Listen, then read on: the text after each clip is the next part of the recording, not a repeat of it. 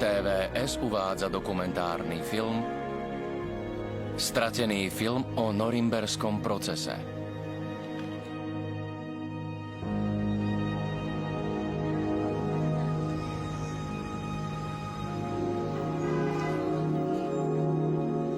Washington, 13. júl 1945. Drahá Barbara, nejaký čas ti nebudem môcť napísať, jedine, že by sa na poslednú chvíľu niečo zmenilo. Odchod sa blíži. Bud je vedúcim misie. Čoskoro by sa k nám mal pridať spolu s Bobom Parišom a ešte jedným technikom. Prejdeme krížom krážom desiatky nemeckých miest, nech zozbierame filmy a fotografie ako dôkazový materiál pre norimberský proces. Mali by sme zájsť aj do francúzskych a britských okupovaných území. Niekedy si myslím, že moje plecia neunesú ťarchu takejto misie. Ešte nikdy som nemal takú zodpovednosť. Čaká nás toľko práce a toľko dôležitých úloh, až ma to desí.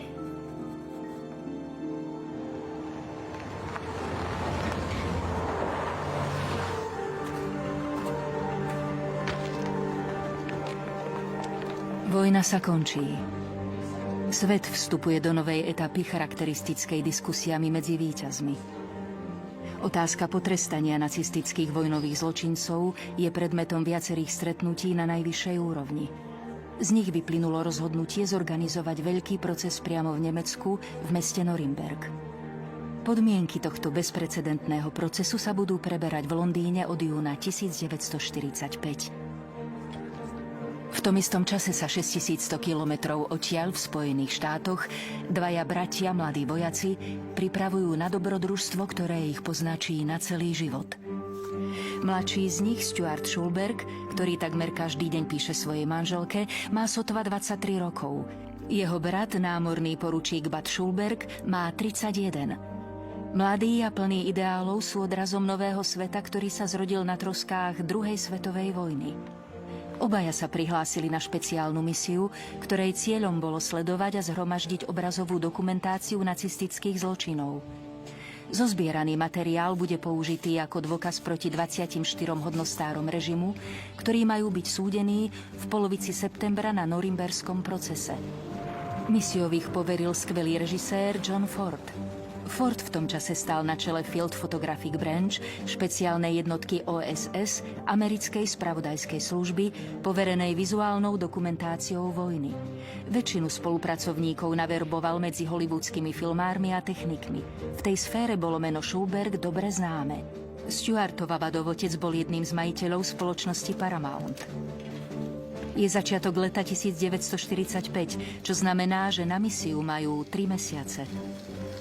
3 mesiace, počas ktorých majú zozbierať obrazové záznamy o najväčších zločinoch všetkých čias, čím vytvoria základ našej kolektívnej pamäti tohto historického obdobia.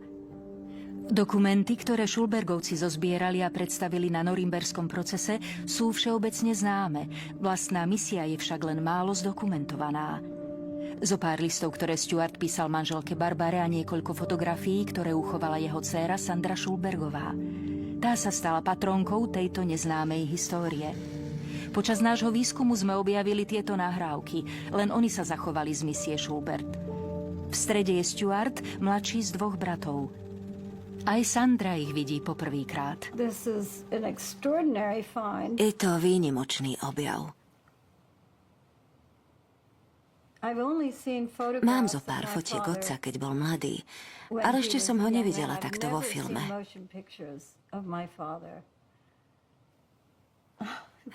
Je to úžasné.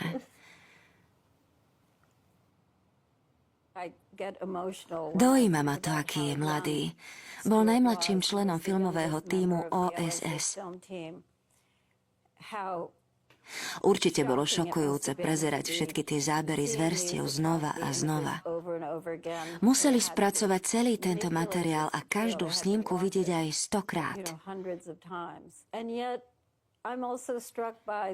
Ale zároveň ma udivuje ich nevinnosť, ich presvedčenie, že robia niečo naozaj dôležité.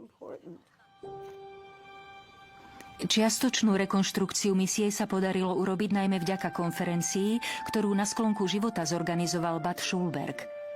Po vojne sa stal jedným z najväčších hollywoodských scenáristov.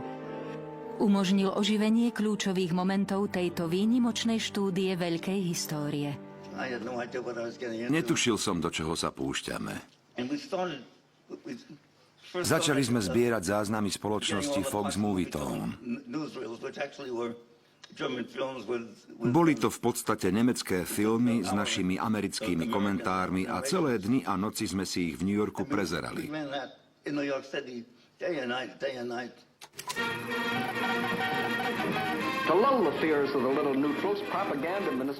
Po 2 týždňoch intenzívneho obliehania Fox Movietone, ktorý sa považuje za banku americkej obrazovej produkcie, bratia vyselektovali 30 hodín obrazu, ktoré podrobili analýze a zaevidovali. Medzi prvými vybranými boli zábery prvých pálení kníh a prejavy vtedajšieho ministra vnútra Göringa, ktoré boli impulzom k prvým antisemickým hnutiam. Zakazujú sa manželské zväzky medzi Židmi a občanmi Nemecka, aj medzi pokrvnými príbuznými.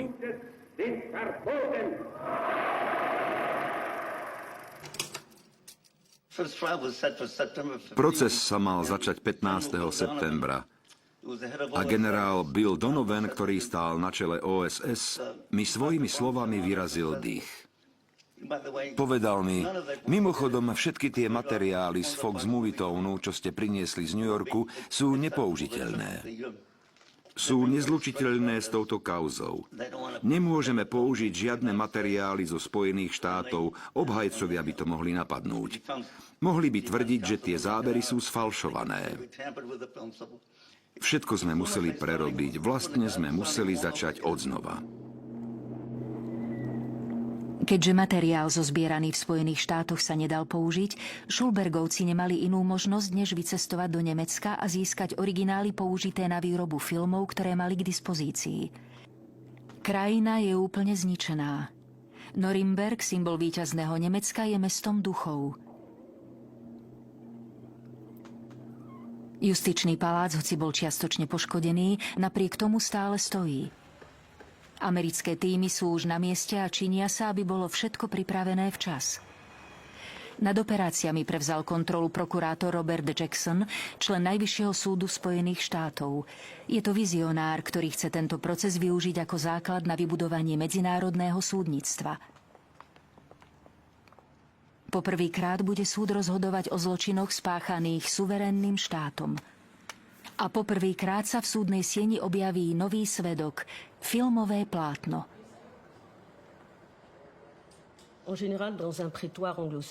V anglosaskej súdnej sieni sú sudcovia tradične umiestnení v zadnej časti miestnosti oproti sebe a zároveň čelom k publiku.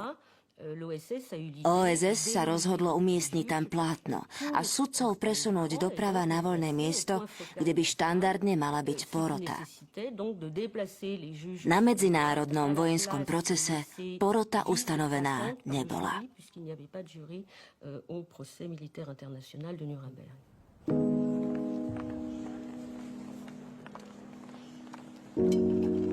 16. júl 1945. Moja drahá, píšem ti z Nemecka. Je v skutku zvláštne, že sme tu, že kráčame ruinami nemeckých ulic. Všetko je zničené. Všetko tu pripomína odhalené pozostatky antického mesta. Deti sa naháňajú a hrajú uprostred zdemolovaných domov a tránkajú od nás čokoládu. Nemeckí vojaci, ktorých stretávame, majú ošúchané batohy aj uniformy. Pripadajú mi vyčerpaní a špinaví a vyhýbajú sa našim pohľadom. Miestni obyvatelia nás nenávidia, o tom niet pochýb. Peknými rečami ich o demokracii len tak ľahko nepresvedčíme. Pre nich je to obyčajná americká propaganda.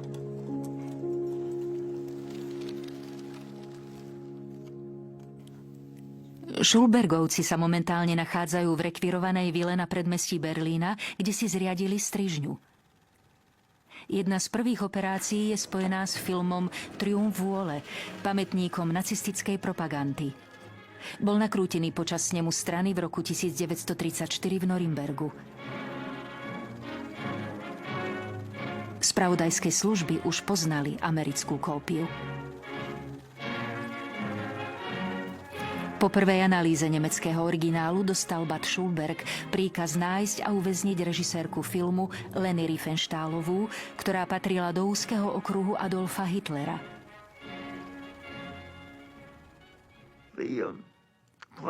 Zábery zo straníckych zhromaždení pre nás mali dvojaký význam. Na jednej strane sme sa dozvedeli, o čom diskutovali na stretnutiach, a potom kvôli osobnostiam, ktoré tam boli prítomné. Pretože už samotná prítomnosť postačovala na ich obvinenie. Boli takí, čo sa bránili, že boli len obyčajnými štátnymi zamestnancami, že s nacizmom nemali nič spoločné, ale vo filme sme ich videli aj s odznakmi a tak ďalej. Leni Riefenstahlová nám veľmi pomohla pri identifikácii jednotlivých osôb. Medzi nacistickými hodnostármi, ktorých Leni Riefenstahlová pomohla identifikovať, je aj Hjalmar Schacht, Hitlerov bývalý minister financií. Hoci americkým vyšetrovateľom povedal, že s nacizmom nemal nič spoločné, jeho prítomnosť na zasadnutiach dokazuje opak.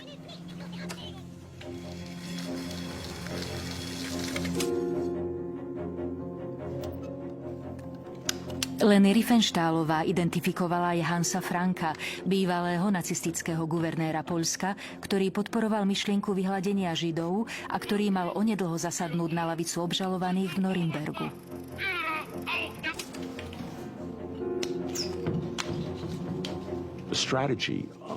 Norimberskí prokurátori mali v úmysle nechať odsúdiť obvinených na základe ich vlastných vyjadrení a nimi nafilmovaných zločinov.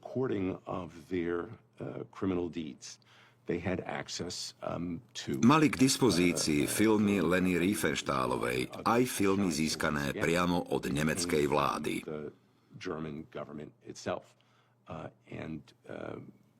Nikto nemohol namietať, že by boli filmy upravované alebo tendenčne zostrihané. Boli to zábery z konania Nemcov nakrútené nimi samotnými.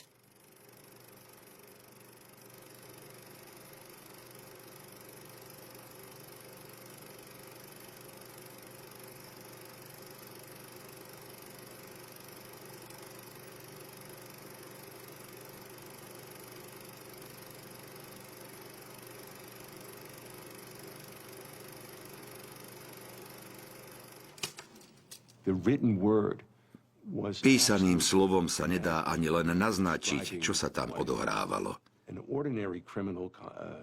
Pri bežnom zločine, keď trebár skráčate po ulici a niekto vám na hruď namierí zbraň a žiada od vás peniaze, to si vieme predstaviť. Ale nikto si nedokáže predstaviť, čo sa dialo za nacistickej vlády teroru. To podľa mňa zvládne jedine autentický obraz.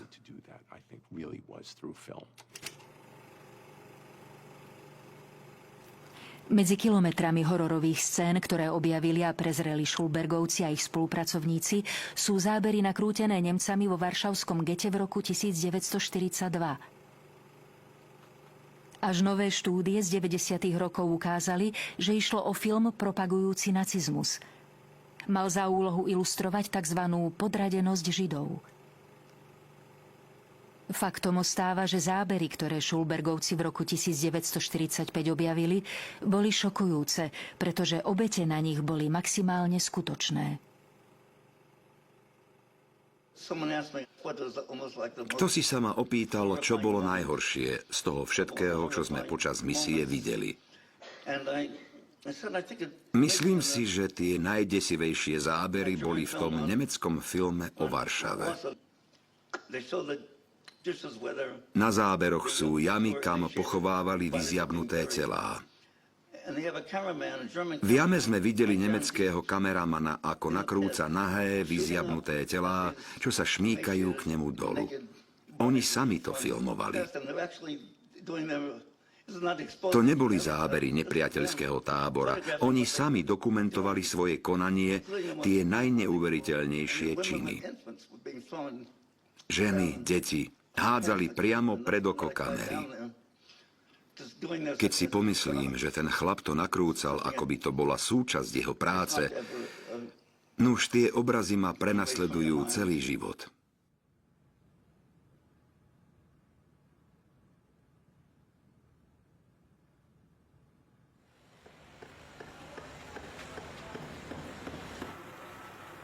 V Norimberskom justičnom paláci sa urýchľujú prípravy. Termín hlavného pojednávania, naplánovaný na polovicu septembra, sa nezadržateľne blíži. Hlavný žalobca Jackson vyvíja tlak na Schulbergovú misiu, aby sa mal vo svojich obvineniach o čo oprieť. Veľmi sme sa obávali, že to nestihneme. Mali sme veľmi málo času. Išiel som do Norimbergu za Jacksonovými spolupracovníkmi, aby som poznal detaily obvinení a presne vedel, v čom sa majú zábery zhodovať s ich obžalobou.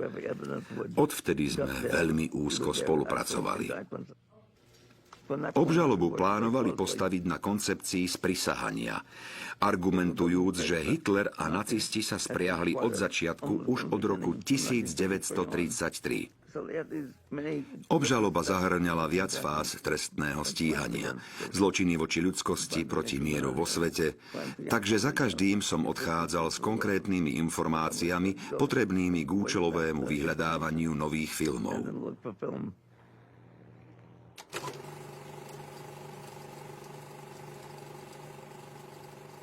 Krátky film nakrútený v tom čase na misii ukazuje postupnosť prác pri hľadaní záberov nacistických zločinov. Réžia nie je dokonalá a situácie sú to sotva uveriteľné. V každom prípade tie zábery sú autentické. Niektoré filmy sa objavili presne takto. Nemeckí vojaci ich tam zanechali pri ústupe.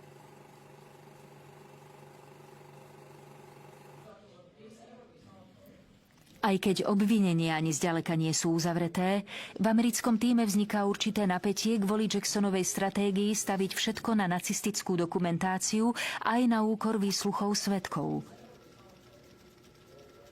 Tieto nezhody spolu s časovou tiesňou ešte viac komplikujú misiu Schulbergovcov. Včera som do Londýna poslal novú zásielku, tajné dokumenty SS, filmy a fotografie.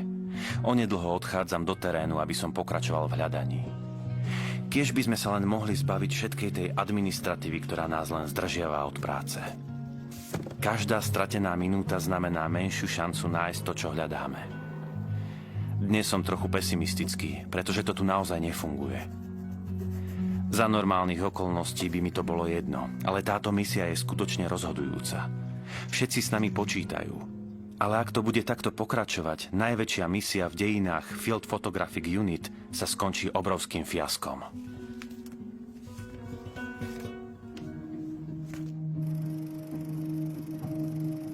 V čase, keď Schulbergovci seriózne pochybujú o úspechu svojej misie, objavia jeden rozhodujúci záber. Na snímke je Heinrich Hoffmann, Hitlerov osobný fotograf. Schulbergovci a ich strihači, konkrétne Joe Zsigman, ju našli v jednom z objavených filmov. Hoffmana okamžite zadržali spolu s ďalšími technikmi filmového oddelenia propagandy pod Goebbelsovým vedením. Stuart Schulberg sa takto dostal k celej zásobe fotografií Heinricha Hoffmanna. Do Londýna obratom odoslali 12 000 záberov na analýzu pre účely súdneho procesu. Väzni v snahe spolupracovať poskytli americkej armáde cenné informácie. Vďaka výpovediam sme sa dozvedeli, že SS mali vlastnú filmovú službu, ktorá mala za úlohu robiť reportáže a spravodajstvo. My by sme to nazvali filmovanie zverstiev, ale oni to považovali za svoju prácu a boli na to hrdí.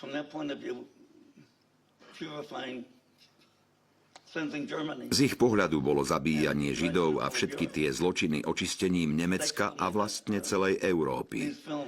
Vraveli, že tieto filmy, ktoré boli obyčajne nakrúcané na 2 filmových kotúčoch, premietali nacistickým lídrom Goebbelsovi, Himmlerovi, Hitlerovi a ďalším. Volali ich dezerty, pretože ich sledovali ako rozptýlenie po večeri. Tak sme si povedali, že tie filmy musíme nájsť.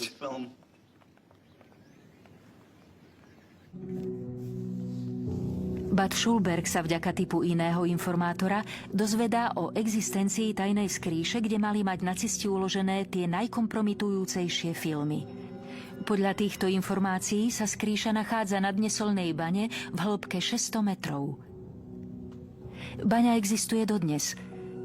Nachádza sa v Graslebene v Magdeburskej oblasti.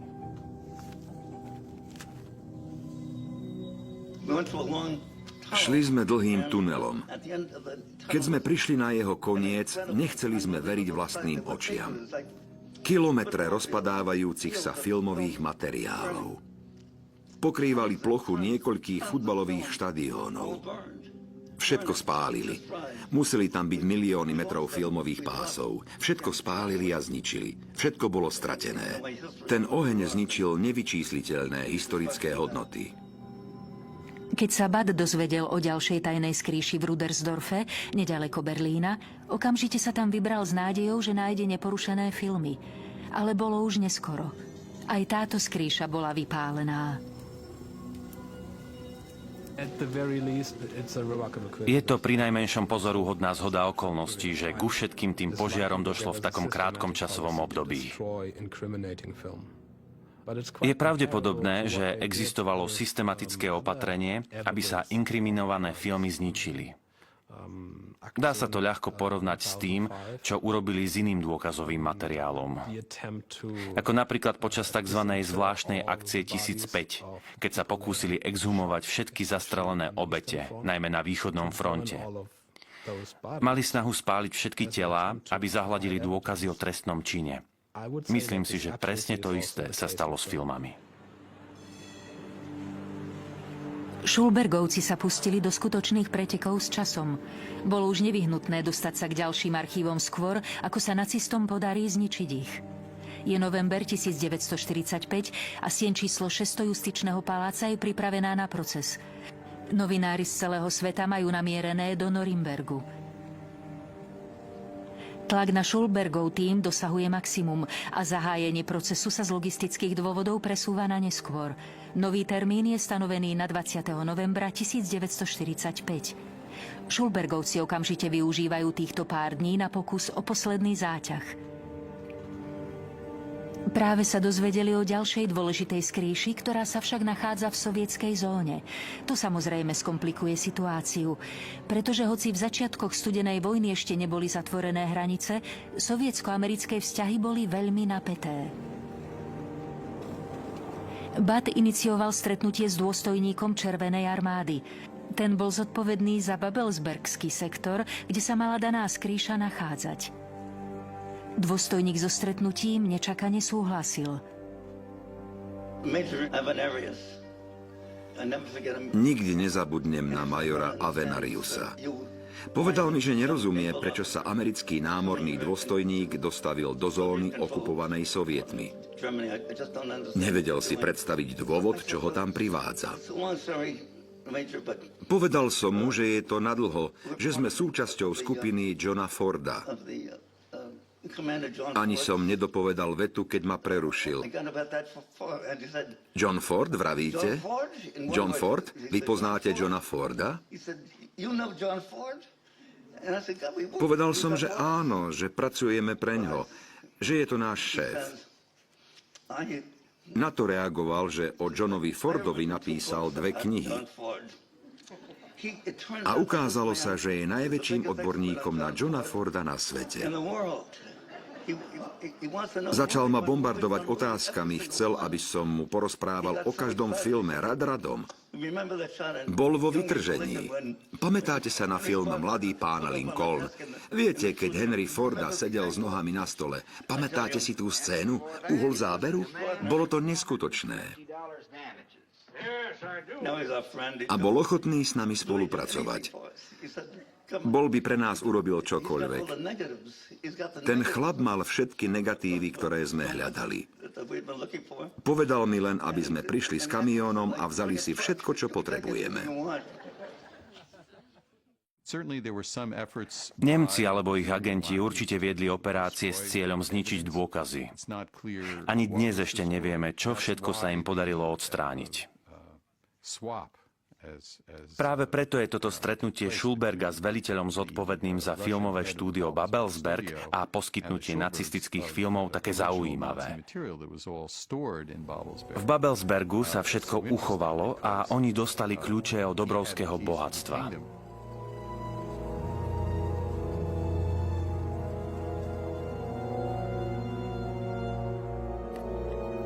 Na zozname dôkazov, ktorý vypracoval Bud Schulberg pre svojich nadriadených, figuruje určitý počet dokumentov, ktoré mu pomohol nadobudnúť jeho nový priateľ, major Avenarius.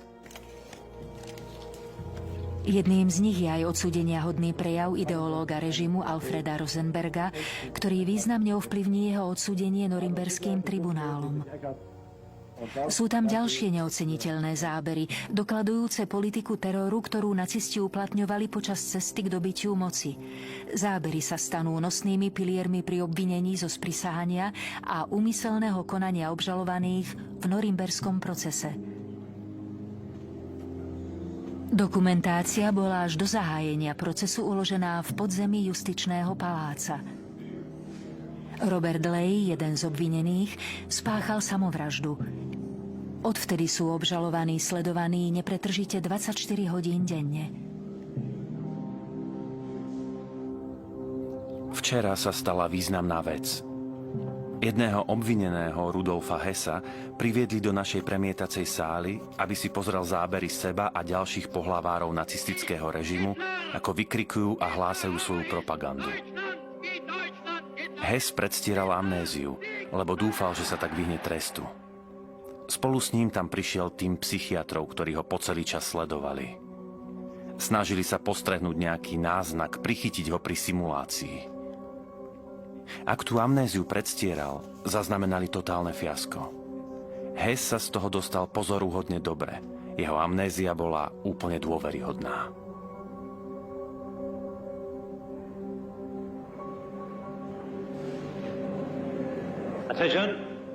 Prosím o pozornosť, prichádza Medzinárodný vojenský tribunál. 20. november 1945. Dátum, ktorý vošiel do dejín. Deň zahájenia norimberského procesu. 218 dní procesu, 5330 predložených dokumentov, diskusie v 4 simultánne tlmočených jazykoch. Na lavici obžalovaných zasadlo 21 z 24 obvinených, vysoko postavených nacistických úradníkov. Traja sa nedostavili. Jeden spáchal samovraždu, druhý bol v čase procesu na úteku a tretí bol oslobodený na základe lekárskeho odporúčania. Prokurátor Jackson už vie, že filmy, ktoré pripravil Schulbergov tím, pred súdom vyvolajú senzáciu. Počítajú s premietaním viacerých montáží z vlastnej strižne, ale aj so zábermi, ktoré nakrútili americkí, britskí a sovietskí kameramani počas oslobodzovania koncentračných táborov. Filmy sú určené na zdokumentovanie obvinení.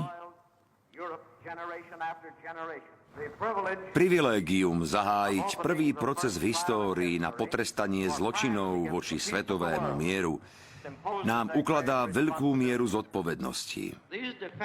Obvinení nechávali svoje konanie dokumentovať. Premietneme vám filmy z ich vlastnej produkcie.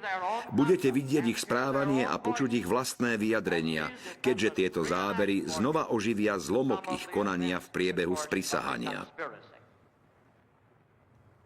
Skutočným žalobcom v tomto procese je civilizácia. Jackson zdôvodňuje, že nacistické filmy bude premietať práve preto, lebo pohlavári, obžalovaní, sa samoľúbo nechali nakrúcať. Detailne vysvetľoval, že súd bude počuť slová obžalovaných a na plátne vidieť jednotlivé výjavy ako súčasť sprisahania zosúladeného plánu.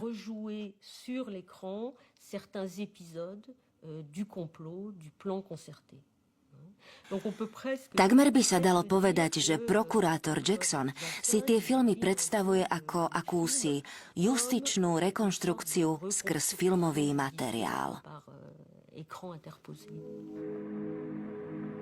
Prokurátor Jackson trval na tom, aby bol celý proces nahrávaný na videozáznam. Počítal s tým, že z neho spracujú univerzálny celovečerný film.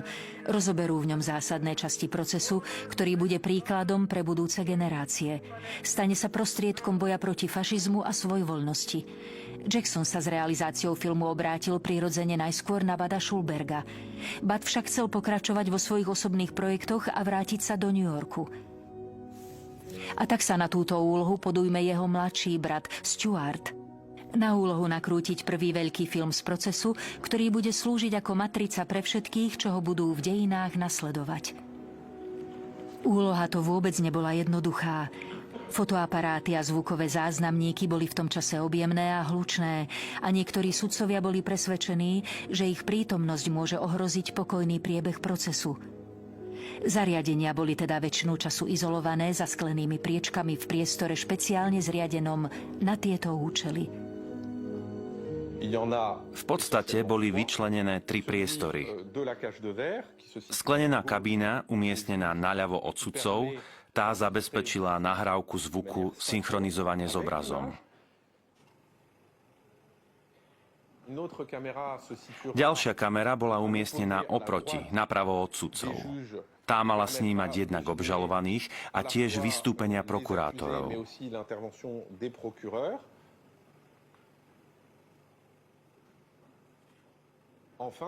Tretia kamera bola v kabíne pôvodne určenej pre operátorov rozhlasových staníc.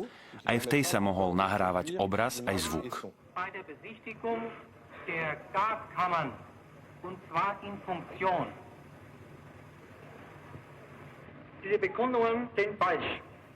V sále bolo prítomných 400 novinárov z celého sveta. Zdalo sa však, že nudná stránka niektorých diskusí, navyše spomalená simultánnym prekladom, spôsobovala, že záujem tlače postupne upadal. Prokurátor Jackson sa preto rozhodol posunúť premietanie prvého filmu o nacistickom zneužívaní moci o niekoľko dní skôr. Stuart Schulberg vykonáva konečnú kontrolu osvetlenia. Jackson považuje za prvoradé zachytiť reakcie obvinených pri sledovaní ich zločinov.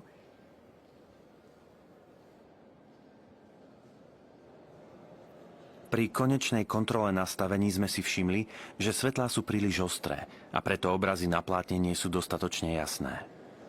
Preto sme sa na poslednú chvíľu rozhodli pod lavice obžalovaných umiestniť neónové trubky, ktoré sme obalili páskou, čím sme zjemnili zdroj svetla.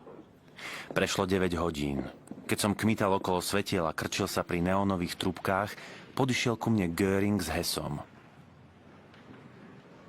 Bol som práve v miestach, kadiaľ viedli obvinených do sály, akurát na úrovni Göringových čižiem. Chvíľu na mňa hľadel a potom sa ma opýtal. Bude kino? Hess začal tlieskať a tváriť sa potešene.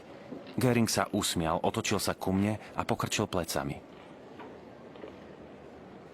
Po pol hodine, keď sa na norimberskom plátne objavili dôkazové zábery, sa im úsmevy vytratili.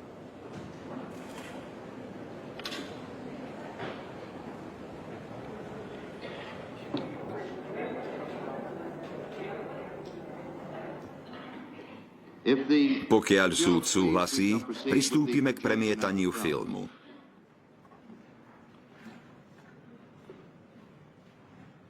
Prvý film Schulbergovho tímu sa premietal 29. novembra 1945. Bol to hodinový film zostrihaný zo záberov nakrútených spojencami počas oslobodzovania koncentračných táborov. Nacistické koncentračné tábory. Toto je mapa najväčších koncentračných a zajateckých táborov, rozmiestnených na celom území Nemecka a na okupovaných územiach v Európe za nacistického režimu. Táto filmová správa, ktorá zachytáva reprezentatívnu vzorku takýchto táborov, všeobecne ilustruje, aké podmienky tam vládli. Tento tábor bol vybraný na inšpekciu pod vedením generála Dwighta D. Eisenhowera. Prítomní sú aj generáli Omar Bradley a George S. Patton. Začiatkom apríla oslobodila tento tábor 4. obrnená divízia 3. Pattonovej armády. Našli tam tela vo viacerých vrstvách zahádzané vápnom. Všetko tam prenikavo páchlo. Generál a jeho delegácia ďalej uvideli krematórium, vlastne akýsi grill vytvorený z koľajníc. Na grille sa ešte nachádzali zuhoľnatené pozostatky niektorých väzňov.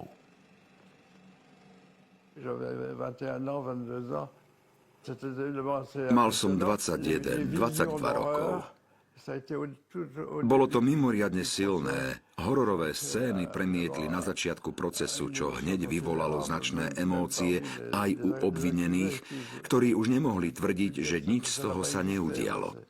Zábery buldozérov, ako odhrňajú mŕtve telá, bolo to ohavné. Bolo to šokujúce? Boli sme v šoku. Dokonca aj obvinení, ktorí tvrdili, že o ničom nevedia, boli z očí v oči vystavení všetkým hrôzam.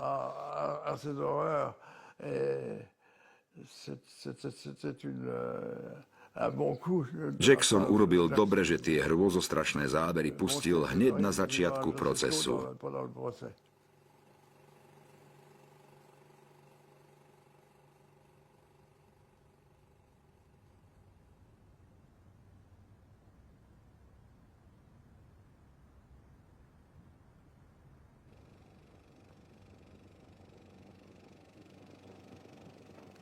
Toto bol tábor Bergen-Belsen.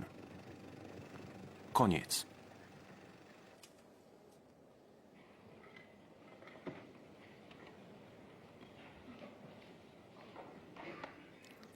Keď sa znovu zažali svetlá, pozoroval som, ako všetci ostatní 21 obvinených. Keitel si utieral slzy, Ribbentrop, elegantný diplomat, ktorý mal vždy na všetko odpoveď, hľadel do zeme a pomaly kýval hlavou. Raeder a Dönitz, dvaja vysokí dôstojníci, pozerali do prázdna priamo pred seba. Rosenberg si položil hlavu na stôl. Aj Göringovi, ktorý sa až dovtedy uškrňal a žmúrkal na kolegov, predsa len klesla sánka a vyzeral ochabnutý.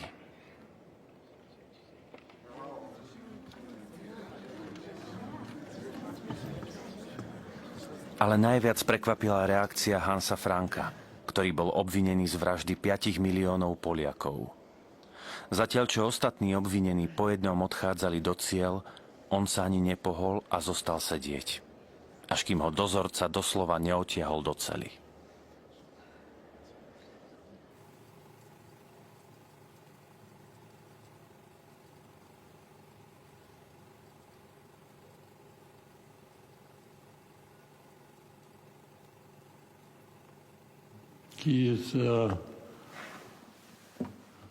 Musím uznať, že otca to skutočne vzalo. Takmer plakal.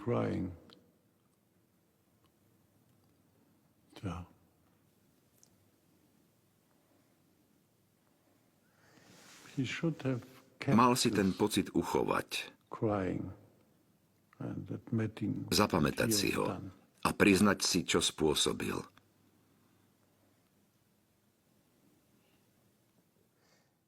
Myslíte si, že tie zábery nikdy predtým nevideli?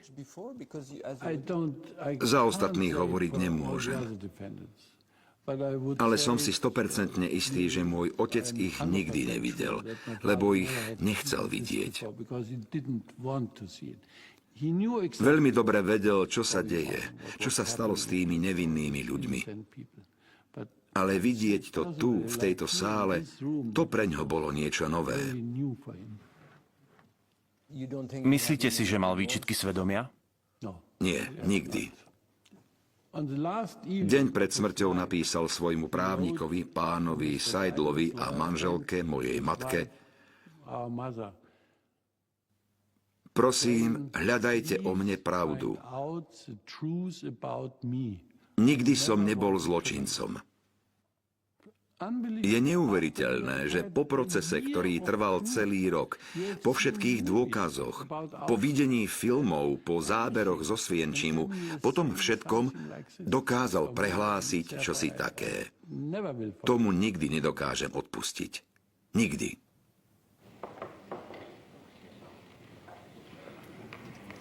Už deň po premietaní nastal prvý zvrat. Rudolf Hess, ktorý sa až doteraz skrýval za diagnózu amnézie, požiadal o povolenie prečítať svoje prehlásenie. Predseda súdu, odteraz je moja pamäť plne k dispozícii aj pre vonkajší svet.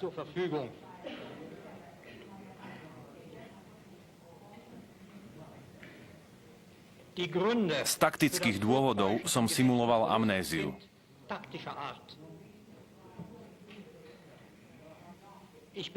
Zdôrazňujem, že som plne zodpovedný za všetko, čo som vykonal, podpísal či spolupodpísal.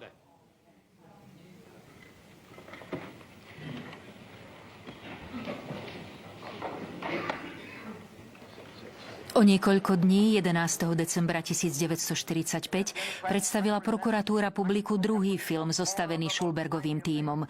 Práve ho dokončili. 3 až 4 hodiny dlhý film Nacistický plán bol vyrobený z podkladov, ktoré získali bratia Schulbergovci. Je dôležitým dôkazným materiálom o úmyselnom plánovaní vojny a o zverstvách páchaných nacistami. Žiaden iný film nedokázal tak hlboko ovplyvniť našu kolektívnu pamäť.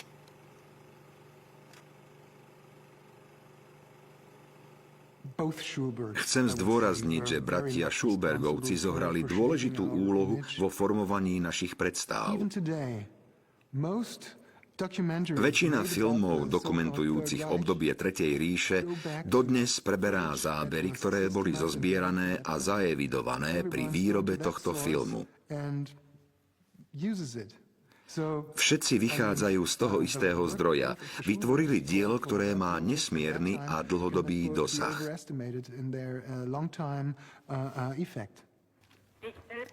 Na základe starostlivo zrekonštruovanej chronológie nacistického plánu sa rozvíjali ďalšie diskusie. Nasledovali týždne a mesiace výpovedí a krížových výsluchov. Američania chceli ukázať svetu, že právo musí byť nestranné aj napriek obrovskému rozsahu zločinu. V tom spočíva podstata filmu o procese, ktorého realizácia bola zverená mladšiemu bratovi Schulbergovi. Aby však mohol splniť túto misiu, musel čeliť celému radu prekážok. Sudcovia rozhodli, že proces, ktorý trval takmer rok, môžu filmovať len 35 hodín. V skutočnosti máme k dispozícii takých 38 až 39 hodín, a to vďaka tomu, že niektoré scény boli snímané viacerými kamerami z viacerých úhlov. Tento materiál musel Stuartovi stačiť na výrobu filmu. Kameramani, ktorí boli k dispozícii v súdnej sieni, boli z kamerových tímov americkej armády. Neboli z OSS, ako sa pôvodne plánovalo, pretože OSS medzičasom rozpustili. Spojené štáty teda vyslali kameramanov zo Signal Corps, jednotky špecializovanej na telekomunikácie. Ich technici však nevedeli po nemecky. To bol ďalší veľký problém. Oni ani poriadne nevedeli, čo sa deje. Niekedy zachytili dôležité scény, inokedy nie. A inokedy vypli kameru priskoro. Výsledok? Stuart Schulberg mal k dispozícii nie príliš kvalitný materiál. Stuart Schulberg si však poradí. Celý priebeh totiž nahrávajú jeho dvaja technici Robert Parrish a Joe Zigman na vinilové platne. Dokončil to kolosálne. Maximálne využil tých pár záberov, ktoré mal k dispozícii a k ním dohral zvuky off, to znamená systémom montáže silnejších zvukov cez filmový záznam. Opäť by som rád zdôraznil, že o vojenských operáciách som nič nevedel a to málo, čo som vedel, bolo úplne nepodstatné. V čase, keď sa Stuart Schulberg trápil v strižni, Sovieti, ktorí tiež chceli svoj podiel na procese zahrnúť do svojej národnej histórie, iniciovali svoj vlastný projekt, ktorý zverili kameramanovi a režisérovi Romanovi Karmenovi. Norimberská súdna sieň sa stala miestom, kde obidvaja spojenci čelili histórii, pričom každý sa snažil dostať do pozície veľkého víťaza nad nacizmom. V tomto súboji budú hrať dôležitú úlohu zábery. Sovietom sa podarilo vyjednať špeciálny deň nakrúcania mimo procesu. Mohli tak filmovať obvinených v ich kójach aj počas bežného dňa súdu. Sovietský režisér Roman Karmen si mohol vybrať miesto a tak vedel zblízka nasnímať celú sériu záberov, na ktoré Američania nemali podmienky.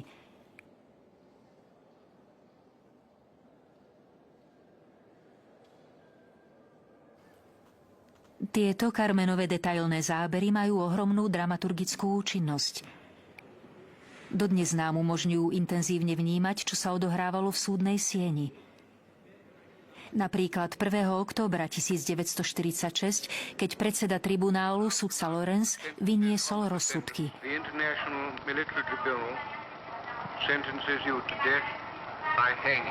12 rozsudkov smrti, 3 doživotné tresty, 4 tresty na 10 až 20 rokov, 3 oslobodzujúce rozsudky.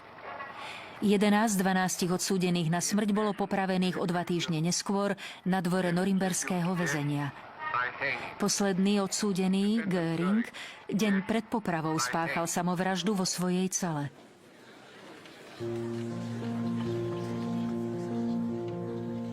Stuartovi Schulbergovi trvalo dokončenie filmu o norimberskom procese takmer rok a pol. K zdržaniu prác značným dielom prispeli rozpory medzi americkými úradmi ohľadom jeho strategického prínosu. Skôr než pristúpil k samotnému spracovaniu filmu, musel postupne odovzdať 11 verzií scenára. Od konca procesu uplynulo niekoľko mesiacov. Počas práce na úprave filmu sa mu podarilo dostať do rúk výnimočný filmový dokument. Priniesol mu ho Berlínčan, ktorý odkúpil dom bývalého nacistického funkcionára Artura Nebeho.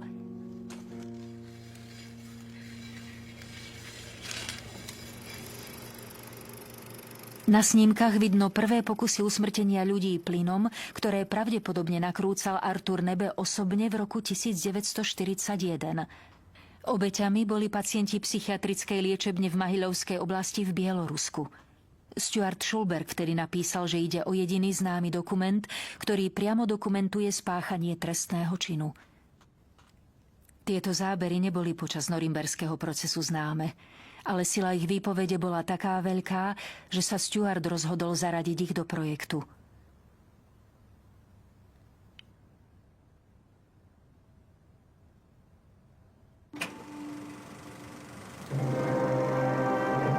Súd národov.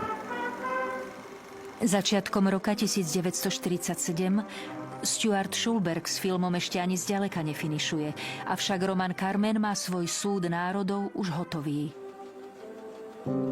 Sovieti si dokonca dovolili taký luxus, že jeho premiéru zorganizovali v centre New Yorku na námestí Times Square. Červení porazili Jenkijov. Americká tlač nešetrí iróniou na adresu zdĺhavej výroby amerického filmu. Meškanie má na svedomí rivalita medzi Washingtonom a americkými vojenskými úradmi v Berlíne. Jeden z najväčších sporov sa týkal otázky, či má byť film určený nemeckému alebo medzinárodnému publiku. Berlínske ústredie chcelo film použiť predovšetkým ako denacifikačný nástroj, aby slúžil na prevýchovu nemeckého národa. Chceli poukázať na rozdiel medzi nacistickým ponímaním spravodlivosti a spravodlivosti spojencov. Na druhej strane Stuart Schulberg cítil, že film by nemal byť určený výhradne Nemecku.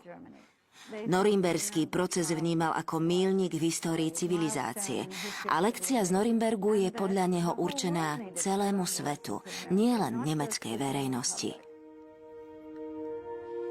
Stuart Schulberg vytrvalo hľadal cestu medzi týmito rozporúplnými nariadeniami a film sa mu podarilo dokončiť začiatkom roka 1948, teda rok po premiére dokumentu Romana Carmena.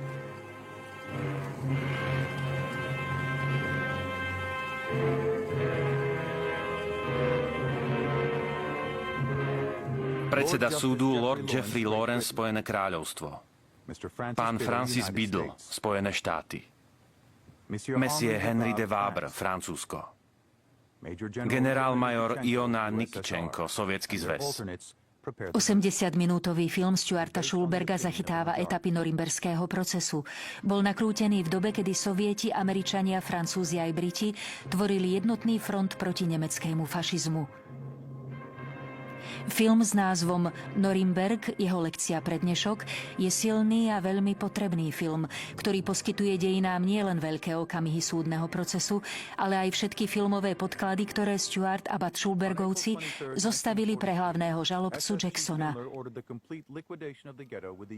Film obsahuje väčšinu záberov, ktoré nakrútili americké, britské a sovietské jednotky počas oslobodzovania koncentračných táborov.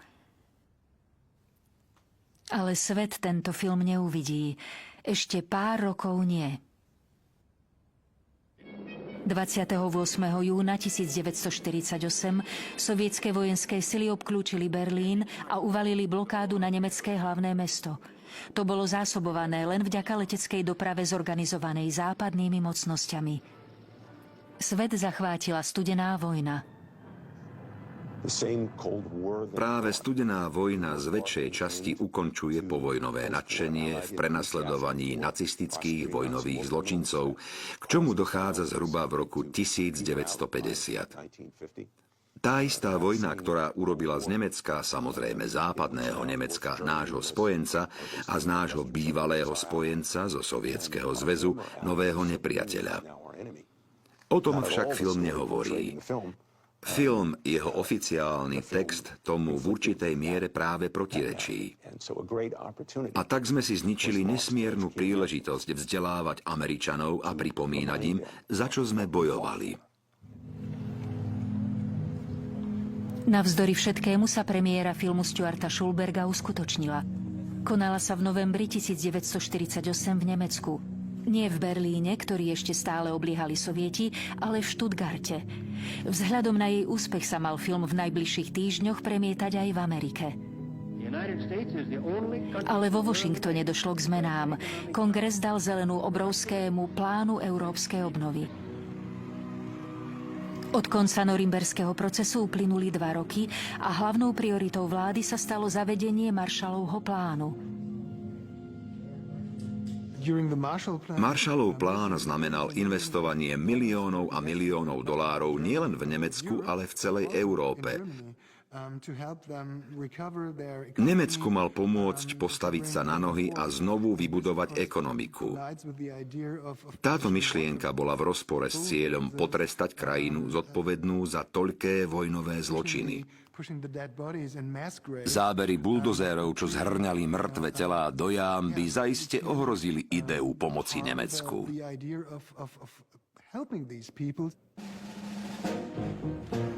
Rozhodnutie bolo prijaté na konci roka 1948. Premietanie sa jednoducho zrušilo. Humanistické ambície prokurátora Jacksona, Stuarta Schulberga a jeho spolupracovníkov, ktorí do filmu vložili množstvo nádeje a energie, prevalcovala nová politika Washingtonu. Ale zrejme za tým neboli len požiadavky Marshallovho plánu a európskej obnovy. Nebola náhoda, že film sa v Amerike nepremietal. Bolo to rozhodnutie americkej vlády. Rozhodnutie, ktoré prijal vtedajší minister vojny Kenneth Royal. Mnohým vysoko postaveným americkým dôstojníkom sa nepáčila myšlienka prenasledovania nemeckých dôstojníkov. Zdieľali názor, že títo dôstojníci len prijímali rozkazy Adolfa Hitlera a necítili zodpovednosť za nacistické zločiny. Šlo o akýsi druh solidarity amerických dôstojníkov s nemeckými.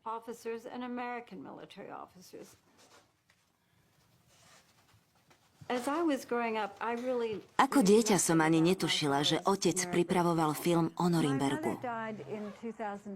Po matkinej smrti v roku 2002, keď sme upratovali jej byt, sme našli všetky tie kartóny, škatule plné archívnych záberov z norimberského procesu, o ktorých sme dovtedy nevedeli. V jednej škatuli, čo tam roky ležala, bol 16 mm film. Hoci kedy sme si na ňu položili pohár s vínom. Nikdy sme si neuvedomili, že je v nej film. A keď sme tie materiály zrazu objavili, všetko sa to zdalo akési prítomné. Začali sme si klásť otázky, čo sa vlastne dialo. Tak som sa to pokúsila usporiadať. A stále na tom pracujem, som tým obklopená. Pokúšam sa to správne čítať, snažím sa pochopiť celý príbeh.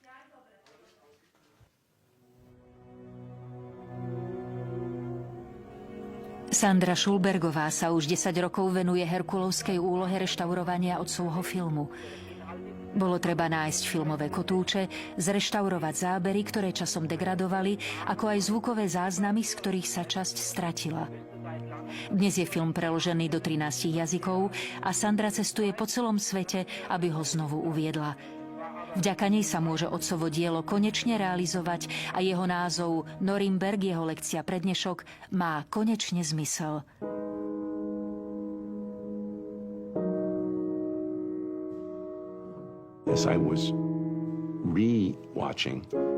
Keď som znova uvidel Norimberg, jeho lekcia pre dnešok, ohromilo ma, aký bol prokurátor Jackson predvídavý. V podstate tragicky predvídavý. Povedal, že toto vyšetrovanie je významné preto, že tí obvinení predstavujú zlovestný vplyv, ktorý nás bude strašiť ešte dlho potom, ako sa ich telá obrátia na prach. Symbolizujú rasovú nenávisť, terorizmus, násilie, aroganciu a krutosť moci. Sú živými symbolmi manipulácie, nacionalizmu a najkrutejších militaristických intríg a vojen. Rovnakým problémom svet čelí aj dnes. Svet sa nezmenil tak, ako v to dúfali iniciátori norimberského procesu. Myslím si, že to bol dôvod, prečo nakrútili tento film. Chceli si byť istí, že svet nezabudne. Chceli si byť istí, že svet sa poučí. Žiaľ, ešte stále sa máme čo učiť. Na slovenskom znení spolupracovali Jana Pilcová, Michal Ďuriš, Ivana Kováčová, Marek Rozkoš, Miroslav Lehocký, Alena Šperková, Diana Javorčíková, Alena Halušková, Viktória Méderová a Richard Sanitra. Vyrobila RTVS 2021.